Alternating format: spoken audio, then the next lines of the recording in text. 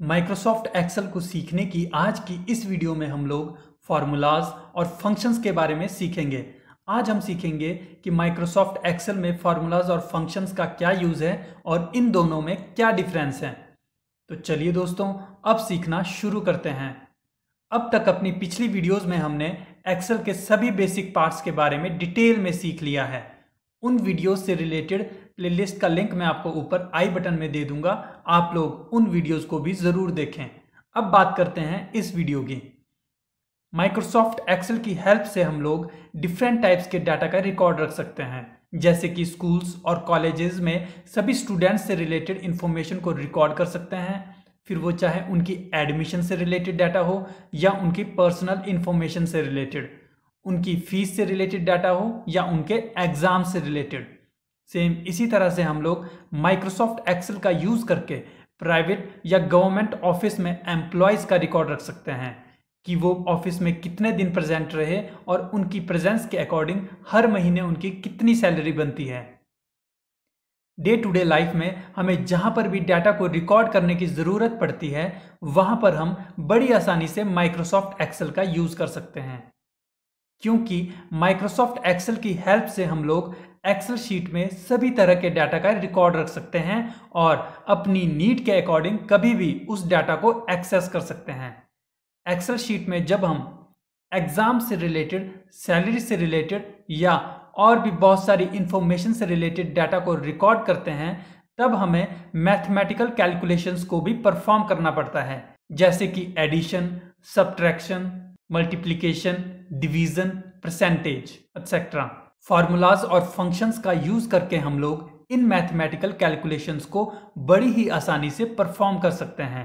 Formulas और functions में एक चीज जो कॉमन है वो है कि इन दोनों की ही स्टार्टिंग में इक्वल टू का साइन लगता है। बिना इक्वल टू का साइन लगाए हम लोग एक्सेल शीट में किसी भी फार्मूलाज और फंक्शंस का यूज नहीं कर सकते। अब हम समझते हैं कि फार्मूलाज और फंक्शंस में डिफरेंस क्या है। फार्मूला एक एक्सप्रेशन होता है जो कि सेल्स के अंदर एंटर की हुई वैल्यूज को कैलकुलेट करता है। इन एक्सप्रेशंस को हम एज ए यूजर खुद ही डिजाइन करते हैं, पर कुछ फार्मूलाज ऐसे भी होते हैं जो कि एक्सेल में पहले से ही डिफाइंड होते हैं, जिन्हें फंक्शंस कहते हैं। हम ये भी कह सकते हैं कि एक्सेल में जितने भी फंक्शंस हैं वो सभी फार्मूलाज हैं, लेकिन सभी फार्मूलाज फंक्शंस नहीं होते हैं। बेसिक कैलकुलेशंस के लिए हम सिंपल फार्मूलाज का भी यूज कर सकते हैं, लेकिन ये बहुत ज़्यादा टाइम कंज्यूमिंग होता है और इसीलिए एडवांस कैलकुलेशंस या फास्ट कैलकुलेशंस के लिए हम एक्सेल में प्री डिफाइंड फार्मूलाज का यूज करते हैं, जिन्हें फंक्शंस कहते हैं। जैसे कि यहाँ पर फर्स्ट कॉलम में हमने कुछ नंबर्स को एंटर किया हुआ है, 10, 20, 30, 40 एंड 50।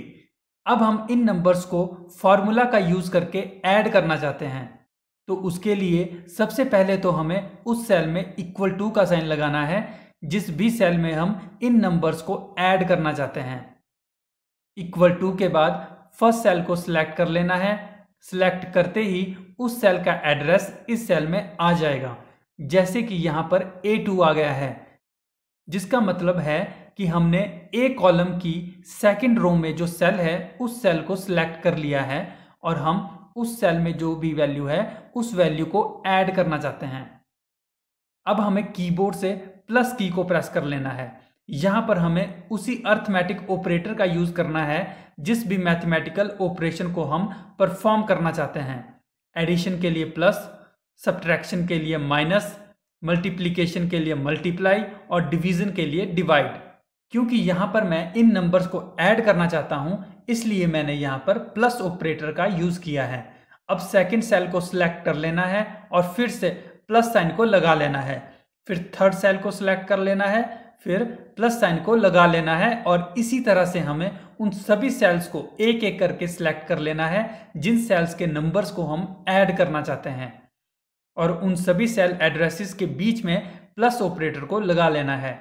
जितने ज़्यादा सेल्स की वैल्यू को हम ऐड करना चाहते हैं, ये फॉर्मूला उतना ही ज़्यादा बड़ा बनता जाएगा। सभी सेल्स को सिलेक्ट कर लेने के बाद हमें एंटर की को प्रेस करना है। एंटर की को प्रेस करते ही इन सभी वैल्यूज को ऐड करके जो भी रिजल्ट आएगा वो हमें यहां पर शो हो जाएगा। जैसे कि अभी यहां पर इन सब वैल्यूज को ऐड करके 150 आ गया है। अब हम इन नंबर्स को फंक्शन का यूज करके ऐड करते हैं। नंबर्स को ऐड करने के लिए हम सम फंक्शन का यूज करेंगे। सबसे पहले तो हमें इक्वल टू का साइन लगा लेना है और फिर सम टाइप करना है। सम के बाद हमें ओपन ब्रैकेट लगानी है और फिर माउस की हेल्प से फर्स्ट वाले सेल में एक क्लिक करना है। हमें क्लिक को प्रेस करके रखना है और फिर माउस की हेल्प से सिलेक्शन एरिया को नीचे की तरफ ड्रैग करना है, जिससे कि एक रेंज सेलेक्ट हो जाएगी। हम इन सेल्स को कीबोर्ड शॉर्टकट का यूज करके भी सिलेक्ट कर सकते हैं, जिसके बारे में हमने ऑलरेडी डिटेल में एक वीडियो में बताया है। मैं उस वीडियो का लिंक आपको ऊपर आई बटन में दे दूंगा, आप लोग उस वीडियो को भी जरूर देखें। रेंज को सिलेक्ट कर लेने के बाद यहां पर फर्स्ट सेल का एड्रेस आ गया है जो कि I2 है, और उसके बाद कॉलन है और फिर लास्ट सेल का एड्रेस है जो कि I6 है, जिसका मतलब है कि I2 से लेकर I6 तक के सभी सेल्स सिलेक्ट हो गए हैं। अब हमें ब्रैकेट को क्लोज कर लेना है और फिर कीबोर्ड से एंटर की को प्रेस करना है। एक्सेल में हम बिना क्लोज ब्रैकेट लगाए भी एंटर की को प्रेस कर सकते हैं, क्योंकि ये ऑटोमेटिकली क्लोज ब्रैकेट को लगा देता है। एंटर की को प्रेस करते ही इन सब वैल्यूज को ऐड करके जो भी रिजल्ट आएगा वो हमें यहाँ पर शो हो जाएगा। जैसे कि अभी यहाँ पर इन सब वैल्यूज को ऐड करके 150 आ गया है। अब अगर हम फॉर्मूला और फंक्शन को ध्यान से देखें तो हमें समझ आ जाएगा कि इन दोनों में क्या डिफरेंस है। फॉर्मूला का यूज करते टाइम हमें हर एक सेल को एक एक करके सिलेक्ट करना पड़ता है, जो कि बहुत ही टाइम कंज्यूमिंग है, क्योंकि जैसे जैसे नंबर ऑफ सेल्स बढ़ते जाएंगे वैसे वैसे फॉर्मूला का साइज भी बढ़ता जाएगा। यहाँ तो हमने सिर्फ 5 सेल्स के नंबर्स को ऐड किया है, लेकिन अगर हमें 500 या 1000 सेल्स के नंबर्स को ऐड करना पड़ जाए तो इसमें बहुत सारी एनर्जी और बहुत ज़्यादा टाइम लग जाएगा। लेकिन फंक्शन का यूज़ करते हुए हमें एक एक सेल को सिलेक्ट करने की कोई ज़रूरत नहीं है, बल्कि हम एक रेंज को सिलेक्ट कर सकते हैं, जिसमें कि फर्स्ट सेल का एड्रेस होगा और फिर कॉलम के बाद लास्ट सेल का एड्रेस होगा। फिर हमें 500, 1000 या इससे ज़्यादा के सेल्स के नंबर्स को क्यों ना ऐड करना हो, सम फंक्शन का यूज़ करके हम ये काम बहुत ही फास्ट कर सकते हैं। सम फंक्शन की ही तरह एक्सेल में हम बहुत सारे फंक्शंस को यूज कर सकते हैं और एक्सेल में काम करने की अपनी स्पीड को बढ़ा सकते हैं। आने वाली वीडियोस में हम इन सब फार्मूलाज और फंक्शंस के बारे में एक एक करके डिटेल में सीखेंगे। तो दोस्तों, आज की इस वीडियो में बस इतना ही। आज हमने फार्मूलाज और फंक्शंस के बारे में सीखा कि माइक्रोसॉफ्ट एक्सेल में फार्मूलाज और फंक्शंस का क्या यूज है और इन दोनों में क्या डिफरेंस है। इस वीडियो से रिलेटेड अगर आपको कुछ भी पूछना हो तो आप कमेंट करके ज़रूर पूछें। माइक्रोसॉफ्ट एक्सेल से रिलेटेड हम आपके लिए और भी वीडियोस लाते रहेंगे।